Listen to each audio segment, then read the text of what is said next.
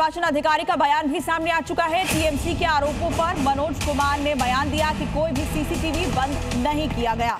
Strong room का footage telecast किया जा रहा है और किसी तरह की कोई गड़बड़ी नहीं हुई। पश्चिम बंगाल के इलेक्शन कमिश्नर ने इस पर जवाब दिया है।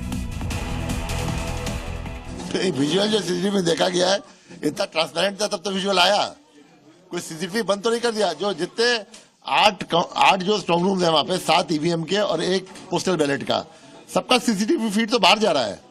बाहर क्या 3 लेयर है सिक्योरिटी का, उसके बाहर है सीसीटीवी जहां पॉलिटिकल पार्टी के लोग बैठ के दे सकते हैं। उन्होंने हलचल देखी कि 4 बजे के आसपास हलचल हो रही है। हाँ, हलचल हुई 4 बजे के आसपास। हमारे स्टाफ गए, वो खोल लेते आपका कहते हैं पोस्टल बैलेट का रूम, क्योंकि पोस्टल बैलेट का रूम क्या नियम है कि 4 बजे खोलेंगे। सब पॉलिटिकल पार्टीज को as per rule election commission के इंटीमेशन दिया गया था।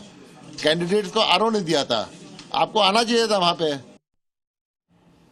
और हमारे सहयोगी ब्रजेश भी ग्राउंड जीरो पर इस वक्त ज्यादा जानकारी के लिए मौजूद है। ब्रजेश, इस तरह के आरोप प्रत्यारोप क्यों लग रहे हैं, जबकि बाकायदा सेंट्रल फोर्सेस की निगरानी है, सीसीटीवी वहां पर है, बाहर से एजेंट निगरानी कर रहे हैं, फिर आरोप क्यों?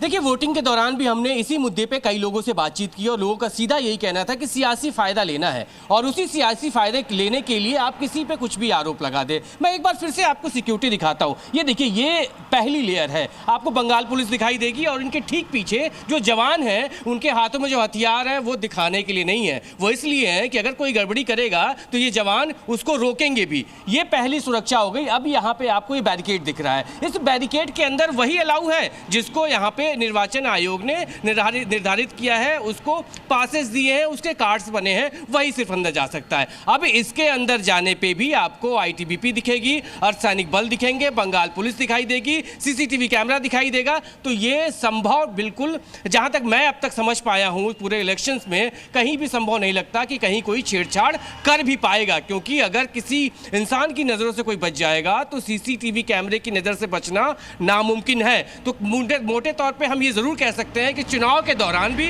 चुनाव के बाद भी, गिनती के समय भी ये सियासी हलचलें चलती रहती हैं। एक दूसरे पे आरोप लगाते हैं ताकि उनके समर्थक संतुष्टि के लिए ही सही बाहर बैठ जाएंगे, देखते रहेंगे कि कौन आ रहा है कौन नहीं आ रहा है। और इस बीच भीड़ इकट्ठा जब होती है तो एक दूसरे पे आरोप लगा दिया जाता है और सवालों पे जब जवाब देने की बात आती है तो निर्वाचन आयोग सीधे तौर पे यही बात कहता है कि कोई गड़बड़ी नहीं है, क्योंकि कोई गड़बड़ी की संभावना, इस सुरक्षा किले को भेद कर किसी तरह की लापरवाही करना, किसी तरह की गड़बड़ी करना मुश्किल, यहाँ पे नामुमकिन हम कह सकते हैं, नामुमकिन है। और इस बीच जो लोग भी हैं वो भी इस बखूबी बात को समझते हैं, सुरक्षाकर्मी भी इस बात को समझते हैं, क्योंकि आरोप अगर लगता है तो इन्हीं पे लगता है और इसीलिए कोशिश सबकी यही रहती है कि किसी तरह की कोई गड़बड़ी ना हो। तो जहां तक हम ये कह सकते हैं कि ठीक है ब्रजेश, लौटेंगे आपके पास।